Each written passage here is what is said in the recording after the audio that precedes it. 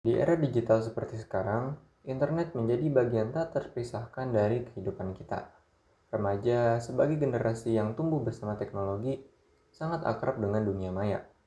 Lewat internet, mereka bisa belajar, bersosialisasi, mencari hiburan, bahkan membentuk identitas diri.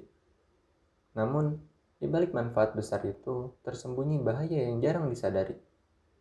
Ancaman pornografi digital. Pengawasan yang cukup, internet bisa menjadi pintu gerbang menuju konten yang merusak perkembangan mental dan emosional mereka.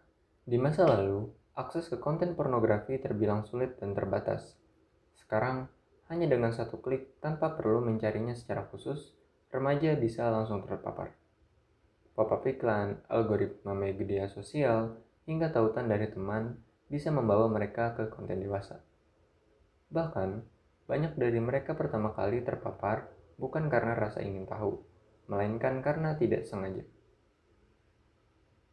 Menurut berbagai survei, usia pertama kali anak terpapar konten pornografi kini berkisar antara 10 hingga 13 tahun. Dan ketika terpapar ini terjadi berulang kali tanpa pendampingan atau edukasi, maka akan muncul dampak jangka panjang. Paparan pornografi yang terus-menerus dapat mengubah cara kerja otak remaja.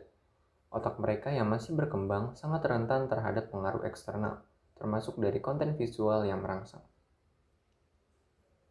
Pertama, pornografi dapat menyebabkan kecanduan. Setiap kali seorang menonton konten porno, otaknya melepaskan dopamin, hormon yang memberi rasa senang. Namun, seiring waktu, otak butuh rangsangan yang lebih tinggi untuk merasakan efek yang sama.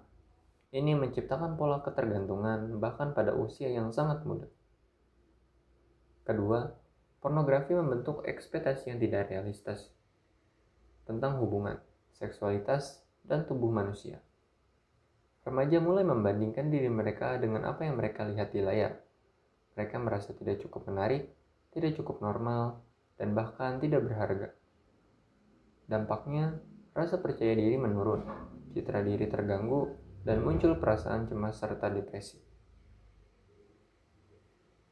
Ketiga, remaja yang terlalu sering terpapar pornografi bisa mengalami isolasi sosial. Alih-alih berinteraksi secara sehat dengan teman-teman sebaya, mereka menarik diri. Kecanduan ini juga membuat mereka kehilangan empati, karena terbiasa melihat manusia sebagai objek. Keempat, perasaan bersalah, malu, dan konflik batin sering muncul setelah mengkonsumsi konten tersebut. Ironisnya, rasa bersalah ini justru bisa mendorong mereka untuk kembali mengaksesnya.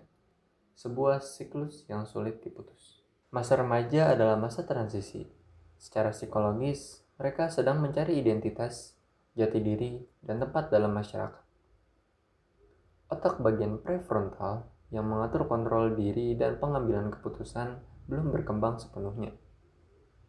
Ketika rasa ingin tahu bertemu dengan akses terbatas dan kurangnya edukasi seksual, maka risiko terpapar pornografi menjadi sangat besar. Tekanan dari teman sebaya, keinginan untuk terlihat dewasa, dan kurangnya pengawasan orang tua makin memperparah situasinya. Pornografi di internet bukan sekedar isu moral, tapi ancaman nyata bagi kesehatan mental remaja. Jika dibiarkan, dampaknya bisa sangat serius dan berlangsung jangka panjang. Sebagai orang tua, pendidik, dan masyarakat, kita punya tanggung jawab untuk melindungi generasi ini. Bukan dengan melarang semata, tapi dengan mendampingi, mengedukasi, dan membimbing. Karena masa depan mereka dimulai dari apa yang mereka lihat dan alami hari ini. Sekian dan terima kasih.